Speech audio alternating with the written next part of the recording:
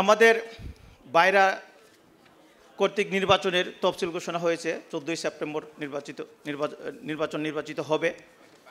সেই লক্ষ্যে আমাদের সভা ঢাকা দক্ষিণের সম্মিলিত গণতান্ত্রিক জোটের নেতৃবৃন্দকে নিয়ে একটু আগে আমার এক ভাই বক্তব্য দিয়ে গেছে যে মধু খাওয়ার জন্য এক নেতা বসে থাকে সবসময়। সেই নেতা আমাদেরকে বিগত দিন আমাদেরকে অনেক সমস্যার সৃষ্টি করেছে, সবাই আপনারা জানেন। যেমন সৌদি আরবের ড্রপবক্স নিয়ে আমরা অনেক নেতৃবৃন্দ প্রেস ক্লাবে পর্যন্ত আন্দোলন করেছি, কোষপত্তলিকার মধ্যে আমরা জুতাও মেরেছি। গত নির্বাচনের আগে ওয়েস্টার্ন হোটেলে আমাকে সহ অনেকেই যারা সৌদি এম্বাসির অ্যানলিস্টেড করে নাই তাদেরকে বলছিল ডকুমেন্টস নিয়ে আসার জন্য ফ্রি অ্যানলিস্টেড করে দেব।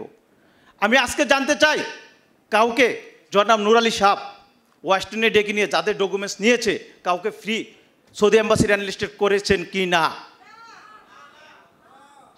এমন মিথ্যুক নেতা আমরা আর কখনো বাইরাতে দেখতে চাই না।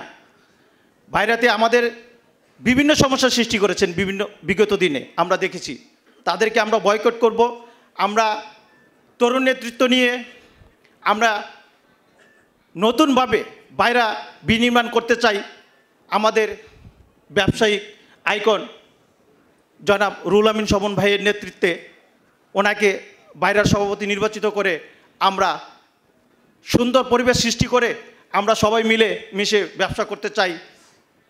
সেই আশা ব্যক্ত রেখে আমার বক্তব্য শেষ করছি। জয় বাংলা।